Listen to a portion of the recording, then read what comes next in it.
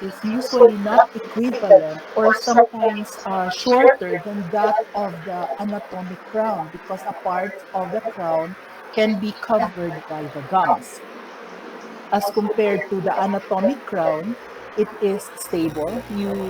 Cannot um, you cannot um, do something about it because that is dictated by anatomy, which is covered by the enamel.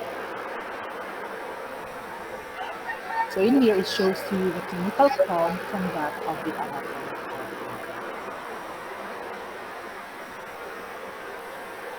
For histologic features of the enamel, number one would be that of the enamel rods.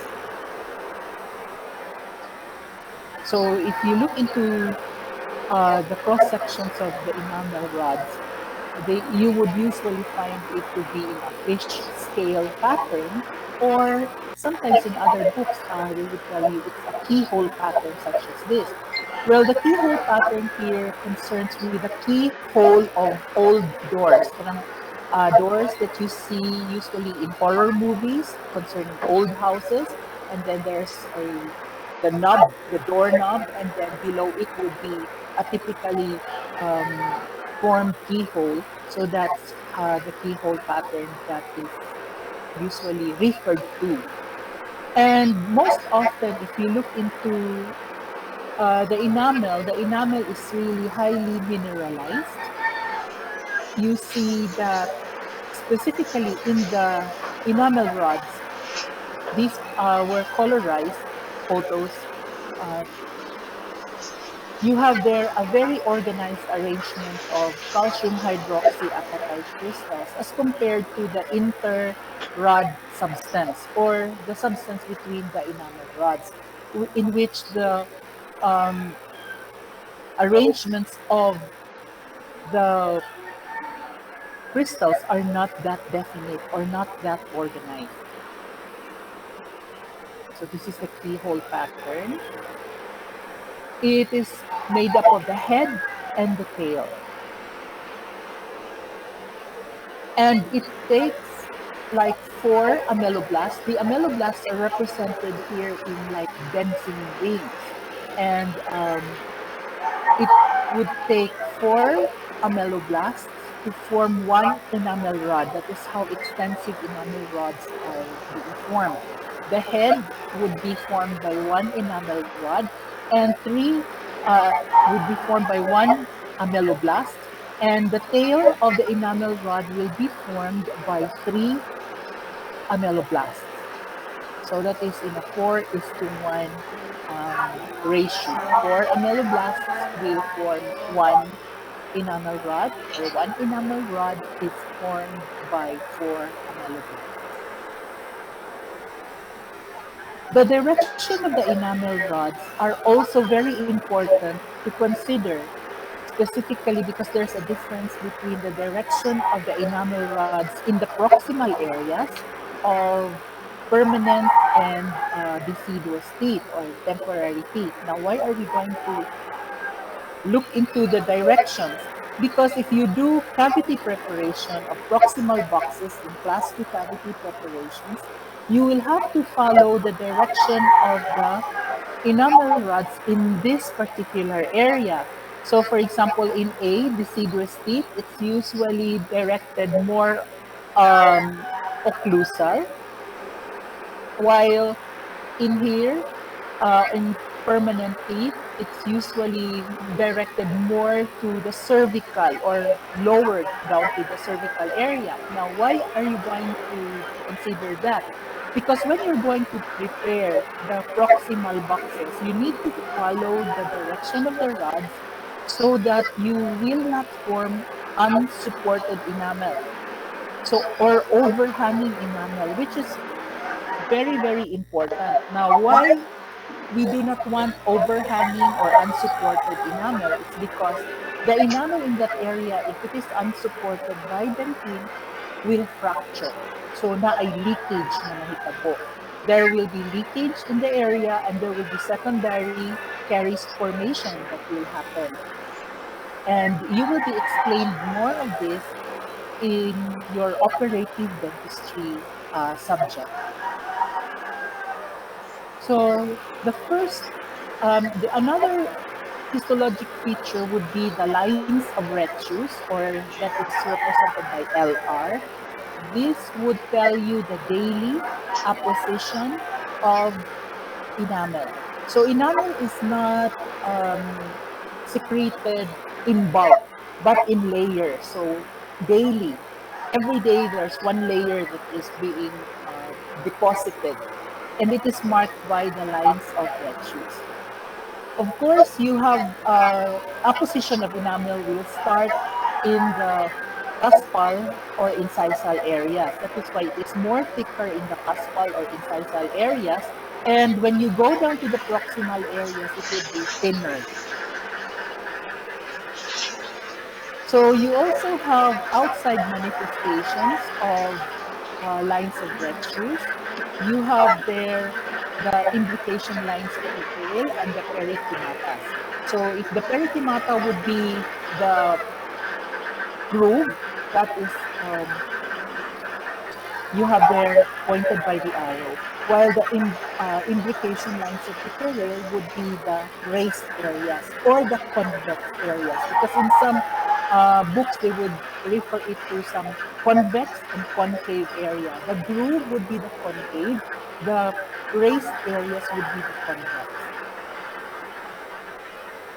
The Hunter-Schreger lines are usually seen with special light. They cannot be, these are light and dark bands that you will see with special light. You will not be able to see the Hunter-Schreger bands in normal light. So you need a special filter to filter off certain colors that would show now to you the A and B areas. The B would be the light areas, while the A would be the dark areas. So these are your, or the A would be the light, and the B here would be that of the dark areas.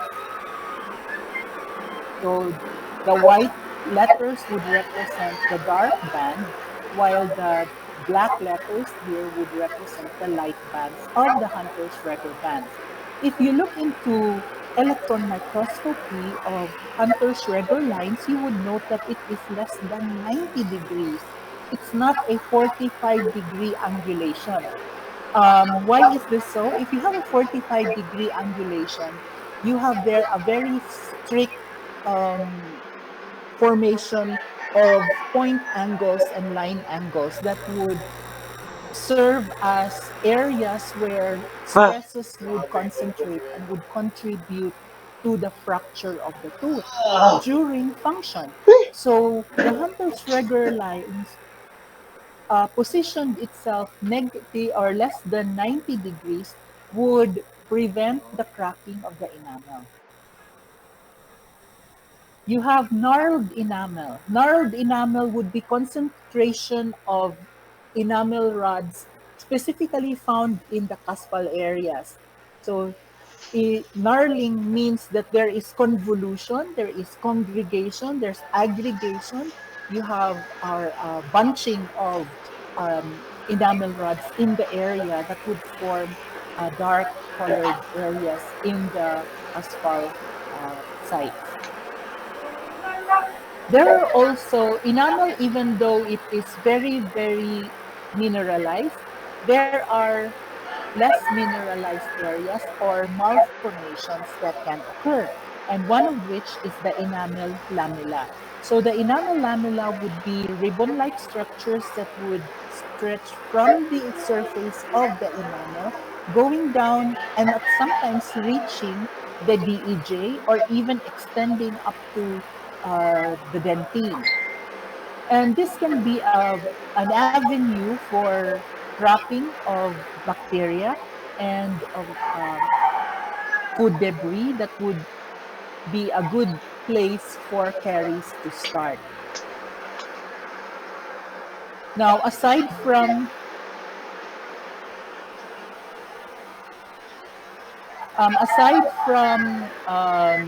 you have here the pit and fissure, which is also an area that is prone to caries formation. So the black arrow points Okay. to you, the enamel lamella, as I have told you, stretches from the surface going down, even going into Ah, the dentinal areas or the dentin sige areas sir, okay lang traversing mama. the DEJ or the dentino-enamel junction. Another uncalcified or less calcified areas would be the enamel tufts, which is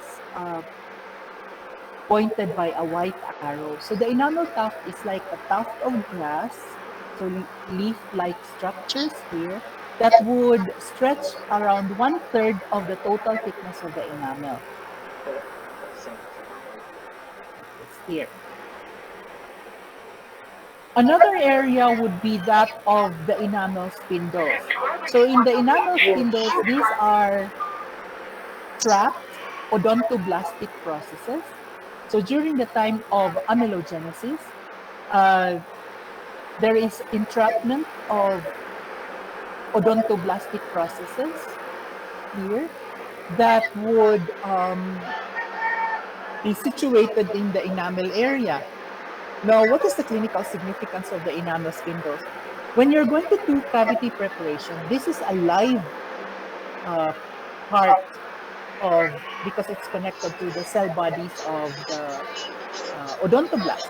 So when you are doing your cavity preparation using high-speed hand keys, and you are going to run it, you will know that you are nearing the DEJ area because when you hit this, this will elicit a response from the patient. Nilo, it's not pain, but there is sensitivity that will the patient will experience. So you will know that you are nearing the DEJ, and you have to be very careful already when you are nearing the DEJ. Another histologic feature would be the neonatal line. This line is formed during the birth of the baby, and you will note that you will be able to see the prenatal enamel or enamel formed before birth and postnatal enamel or enamel formed after birth. So if this is the neonatal line, below it near the DEJ would be the prenatal enamel, and above it would be the postnatal enamel. Now, this is used to be a part of forensic identification of babies, whether they were born alive or not. Because if the baby was born alive, there would be the formation of the neonatal line and small deposition of the um, postnatal enamel. So this will tell the forensic investigators that the baby was born alive, because if the baby is stillborn, died inside the womb, there will be no formation of the neonatal line and there will be no formation of the postnatal enamel.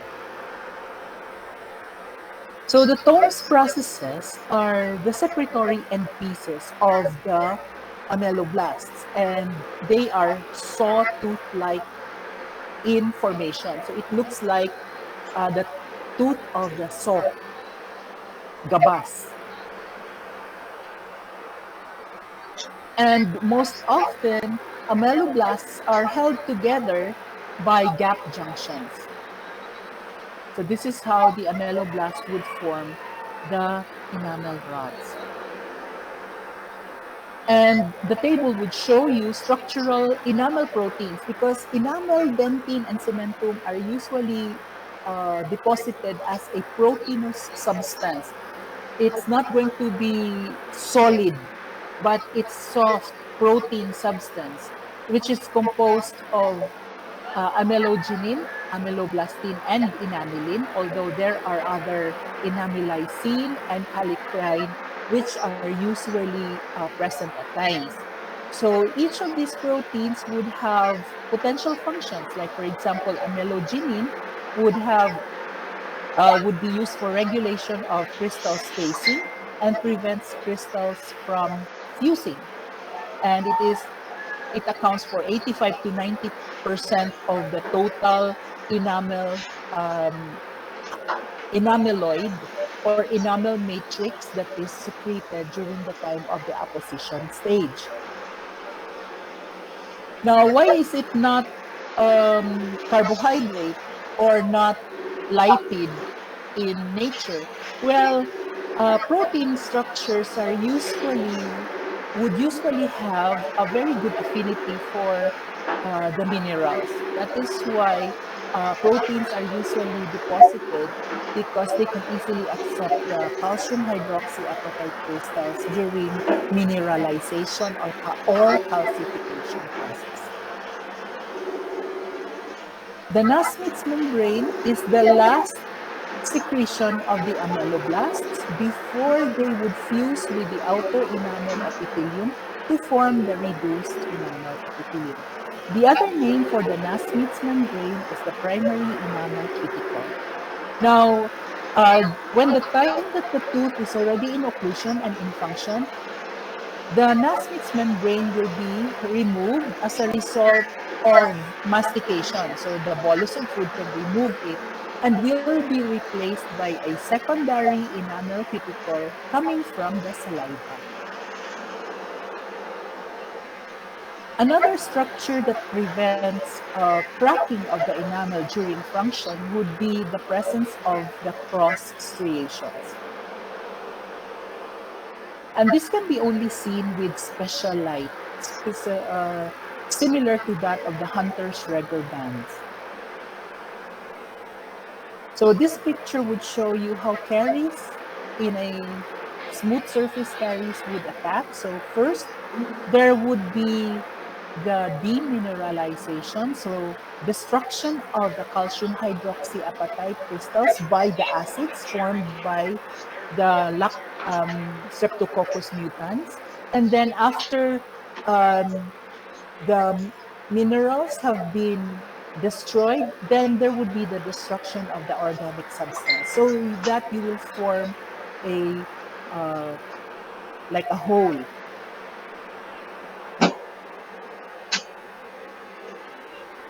Are there any questions before we proceed? Nando. Okay. So let's go to dentine. So for dentine, do you see a presentation? Yes, Doc. Okay. So for dentine, okay, thank you. So for dentine, well, it makes up the bulk of the tooth. And it is produced by odontoblasts. And the first layer or succeeding layers of dentine, it is similar to apposition stage of dentine is similar to that of the enamel. It is laid down in layers, not in bulk.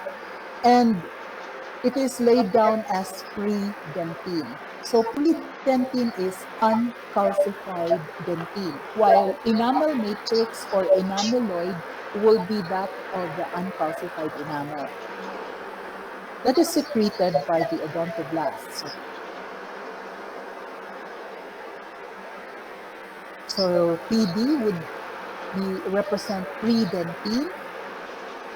You have there the odontoblastic processes. Then you have the odontoblasts that would secrete the pre-dentine. And after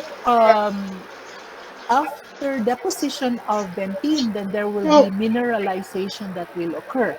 The mineralization can occur either in globules or linear, similar to that of the ameloblasts or the enamel. Another histologic feature for dentine would be the dentinal tubules. So in here, you have globules of dentine during the time of introduction of the minerals, the introduction of the calcium hydroxyapatite crystals. They are in spheres or circles that would fuse together to form the calcified dentine. When you look at dentinal tubules, this would be similar to a coral, a dead coral. But however, this is not dead because it contains several structures which are alive. So we will take a look at that later. What are the types of dentine? You have the peritubular dentine that makes up the walls of the dentinal tubules, and the intertubular dentine, which is dentine in between the dentinal tubules. You also have secondary dentine. Secondary dentine is usually formed when the tooth is already in function. So it means that the tooth has already erupted. Before that, it would be known as primary dentine. Now, the dentinal tubules, as I have mentioned earlier, is alive. It contains live structures, specifically one, the intratubular nerve, and the other one would be the processes of the odontoblasts. And there is a fluid that is contained in the area. And this is implicated in dentin hypersensitivity reactions. First, there should be exposure of the dentinal tubules. So when you have an exposed dentinal tubules, with application of stimulus like touch, tactile, cold or hot or temperature, sweets, or breathing in cold air would elicit specifically the movements of the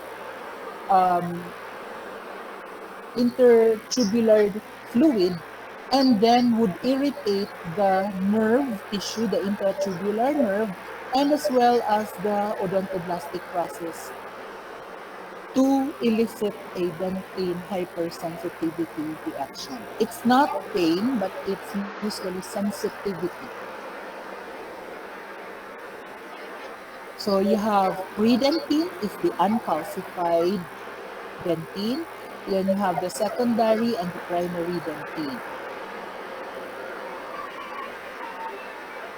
So you notice that there is a difference in the direction of the primary dentinal tubules of the primary dentine here, and specifically that of the secondary dentine. So in histologic sections, you would know that this is the primary dentine, and below it would be that of the secondary dentine.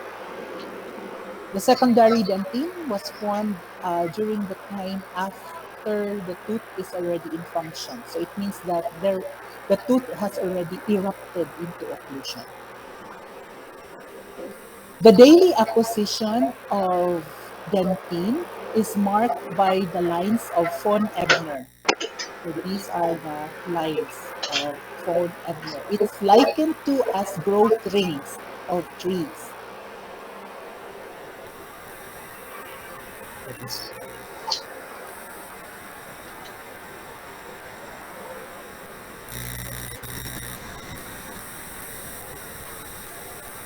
You also have the tooth would also have areas which are hypocalcified. So it's not really that calcified, it's soft.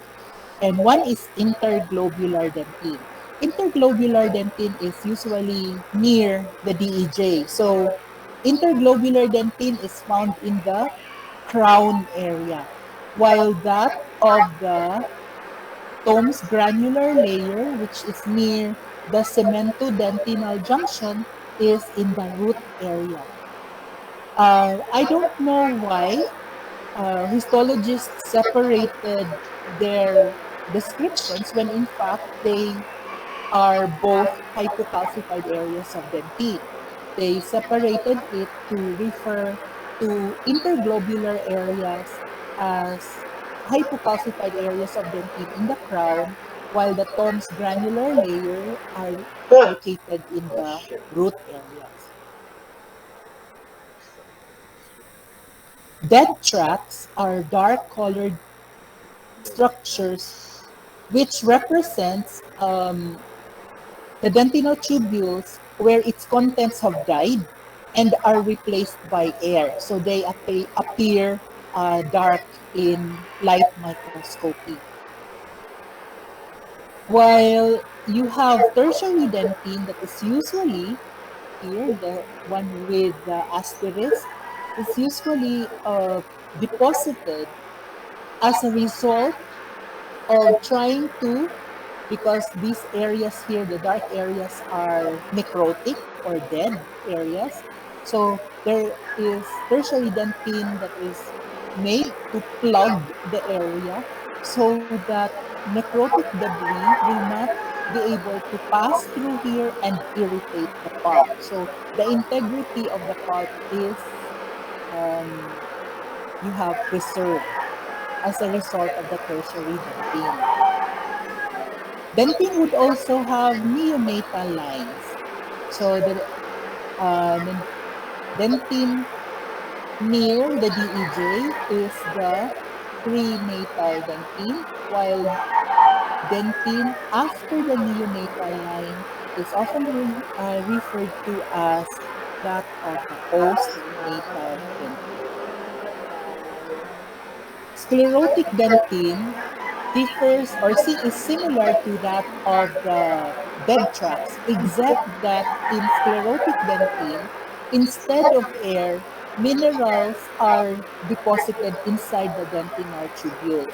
So you would have their light colored areas that are only seen when you blur and not make the picture clear.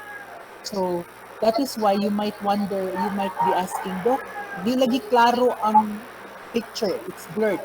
Because you can see the sclerotic dentine when you blur the pictures. Dentin formation continues throughout our lives as long as the pulp remains vital. So let's go to the pulp. So is there a presentation that you see?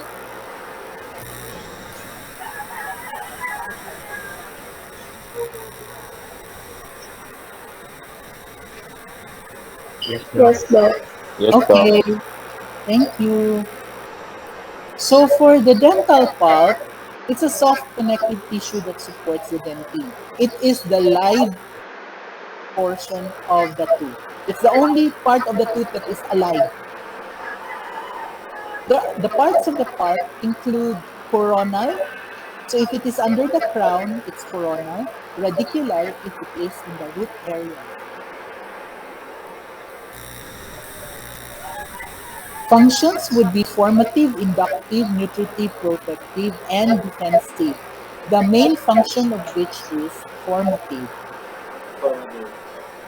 So in the development of the pulp, it was already stated during tooth formation that in crown development, when the outer cells of the dental papilla would differentiate into odontoblasts and start secreting dentine, the rest of the dental papilla will become the pulp. So you review this later at your own time to try to answer that. So this is the pulp. The components of the dental pulp are usually the pulp is made up of cells and extracellular matrix. So for the extracellular matrix, you have fibers, either structural or adhesive. Structural mainly collagen and elastin. Collagen is the most numerous of them. Then adhesive would be fibronectin and laminins. For the ground substances, you have the GAG and the proteoglycans. For the cells, odontoblasts are found in the pulp. The body of the odontoblast cells are found in the pulp. You have fibroblasts. You have the undifferentiated mesenchymal cells or the stem cells. You have macrophages and RBCs or WBCs. So these are your fibroblasts. They are spindle shaped in appearance and they are in between the collagen fibers that they produced. Letter C are capillaries because they contain here RBCs. The pulp also contains undifferentiated mesenchymal cells or stem cells. These are reserved cells. They do not have an identity, but can be very useful in times where, for example, a part of the odontoblasts died due to caries, and when they die, it would signal the undifferentiated mesenchymal cells to differentiate into new odontoblasts, migrate into the area where the odontoblasts died, and would start secreting dentin to protect the pulp. So there were experiments already in the use of stem cells. So they had it infected with a virus that it underwent cell programming to become iPS cells, which could either be stimulated further to produce into the ectoderm or differentiate into the ectoderm, the mesoderm, and the endoderm. So these are the current trends in the use of the undifferentiated mesenchymal cells or stem cells in the pulp. So let's go to the coronal pulp. The coronal pulp has the following zones, um, but this is the gross section of the pulp. So the picture on the upper area, upper right, you would see an extirpated pulp or a pulp that has been removed that is alive. So you see that the pulp is light colored, reddish, while that of a dark colored, this one has a particular necrotic smell. This is the dead pulp. So what are the zones of the coronal pulp? You have the odontoblastic zone, the cell-free zone or the zone ovale, and the cell-rich zone. After which you have the coronal pulp or core of the pulp. So the odontoblastic zone, the cell-free zone, and the cell-rich zone are collectively known as the odontogenic zones. So the odontoblastic zone would contain the cell bodies of the odontoblasts, while the cell-free zone, it would appear to contain lesser or no cells at all, while the cell-rich zone would contain much of the cellular structures. For the radicular pulp, there are only two zones that you will be able to see. You have the odontoblastic zone and the core of the pulp. Now, why is it like this? It is because of the fact that there is restriction of space in the root canals. The pulp would also contain blood supply and lymphatic drainage, and as well as the nerve supply. So you have the Rashkov plexuses, which is in the pulp core. You have the Remax fibers in the zone ovale or the cell-free zone. And you have the subodontoblastic plexuses of nerves. And then it goes inside the dentinal tubule as the intratubular nerve. So the NF here would be a part of the subodontoblastic uh, plexuses of nerves that are already in the odontoblastic zone. If it goes inside the dentinal tubules, that would become the intratubular nerve. While if you have here the cell-free zone, that would be the Remax fibers. And in the core of the pulp would be the Rashkov plexus. So here, this part here in the cell-free zone is the Remax fibers. While you have here in the cell-rich zone, it would be the, you have the Rashkov plexuses already as part of the area here and in the pulp core. Here. Age changes in pulp would include increase in collagen fiber content. There is a decrease in the number of cells, a decrease in the capacity to heal. There are increase in pulp stones and decrease in size. So much of concern is that of the pulp stones. These are calcified structures found inside the pulp. Now, this is likened to or similar in components to kidney stones. So we had one case before in that there was pain in the area, but if you notice here, there is no progression of big caries lesion because the caries have already been filled up. There's no periodontal disease, but the pain, the tooth was really in pain. So when X-ray was taken, it shows here that there's a big pulp stone.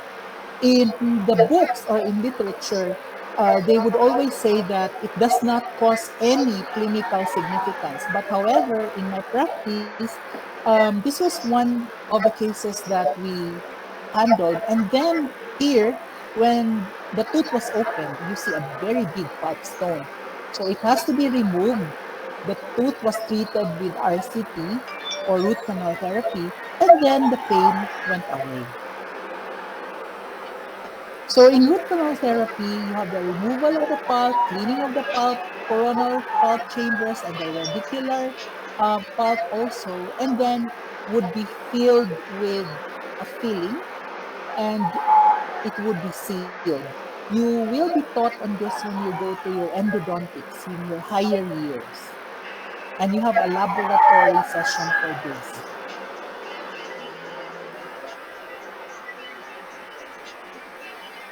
For the cementum, do you see a presentation? Yes, Doc. Okay, thank you.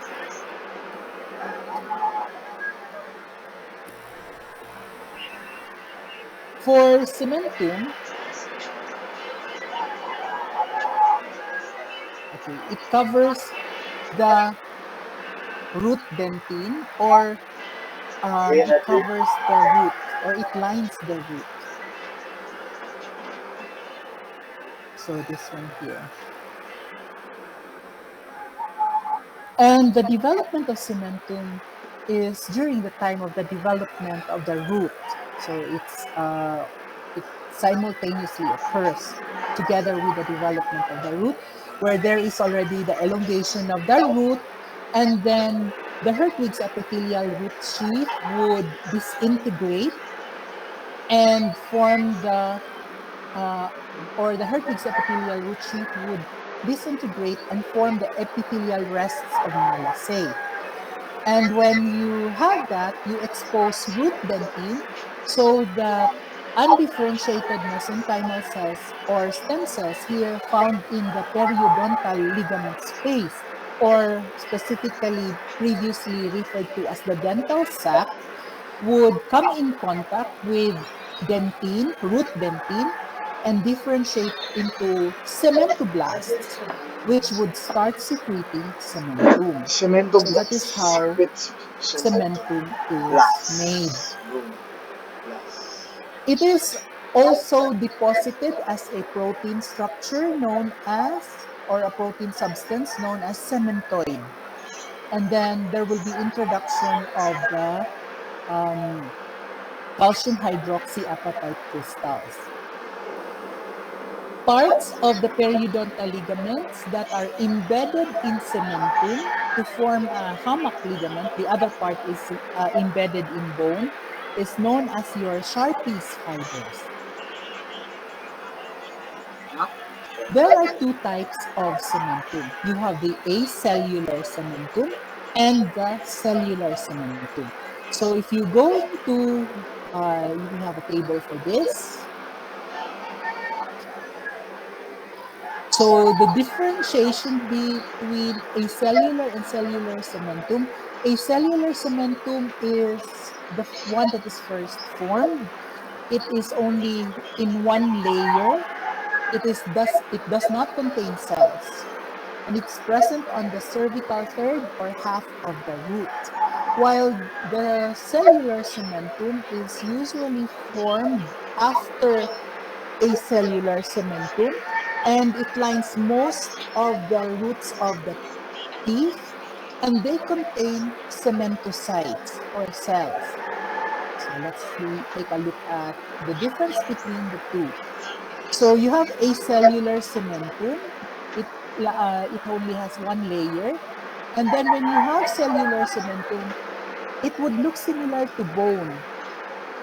But however, it's not bone. You have cementocytes found in it. Why are there cementocytes? Because the formation of cellular cementum occurs at a very fast rate. So there is no time for the cementoblasts to retreat. They become entrapped or trapped within the cementoid that they produce. So instead, since they cannot retreat anymore, they will just have to mature as cementocytes. This one here. And if you notice, the direction of the cell processes of cementocytes are directed towards the periodontal ligament space. Now, have you noticed? It's only in one direction. And cementum is also laid down in layers. And the line that would demarcate the daily apposition of cementum is known as the lines of Salter. So if you notice, the cell processes are directed towards the periodontal ligament space. Now, why is it like that? It's only in one direction. Osteocytes would have projections all around the body, but here it's directed towards the periodontal ligament space.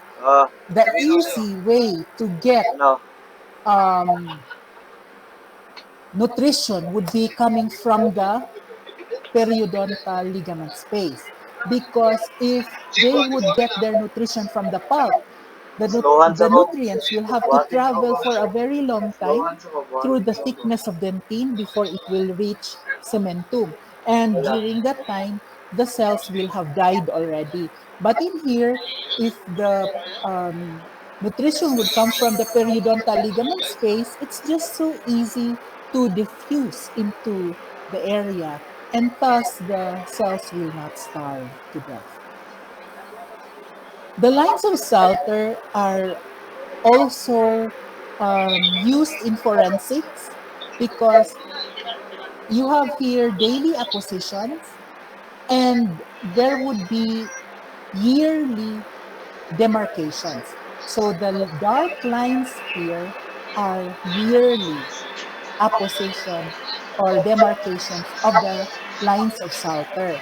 So this one is one, two, first year, second year, third year, fourth year, fifth year, sixth year, seventh year, and 8 years. If you have something like this, and this is a victim, you have a skeleton remains, and you want to know at the approximate age, at the time of death, the lines of Salter can be used.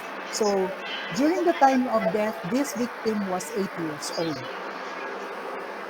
That's the approximate age, not the definite age.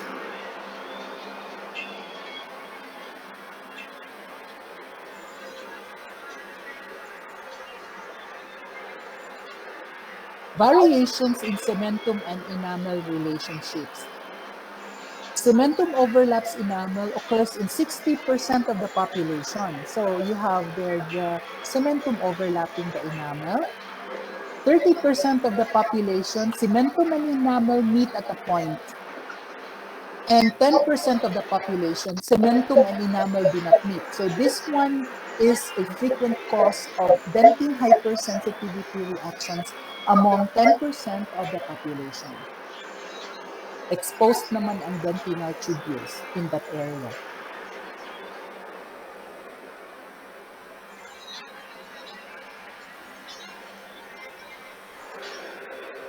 And if you notice, cementum and dentine are not really that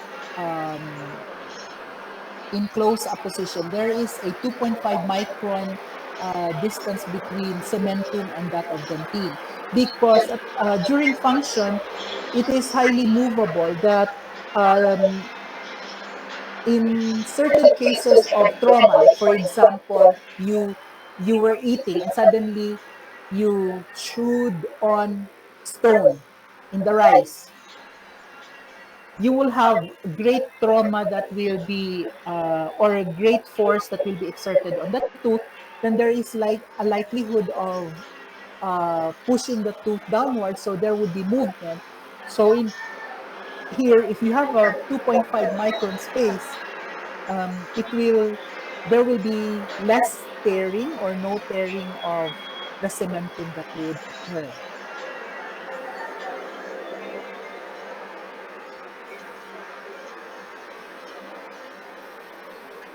Do you have any questions?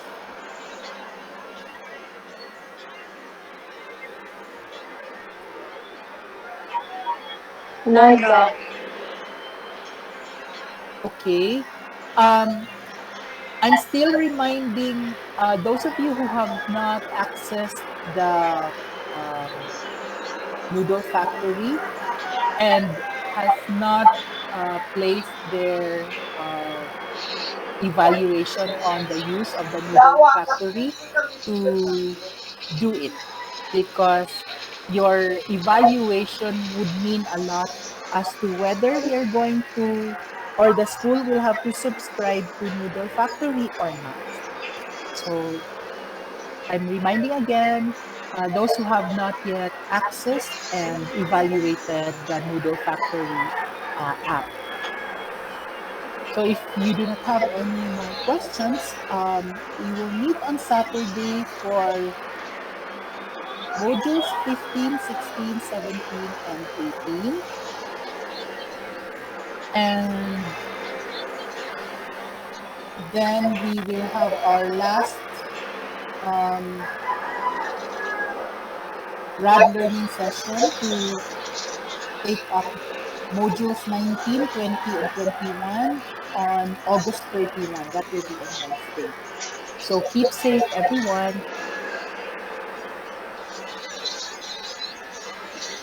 Thank you, Doc. Thank you, Thank Doc. you, Welcome. Thank you, Doc. Doc. Thank you, Doc. Ito, Thank you, Doc. Thank you, Welcome. Doc. Welcome.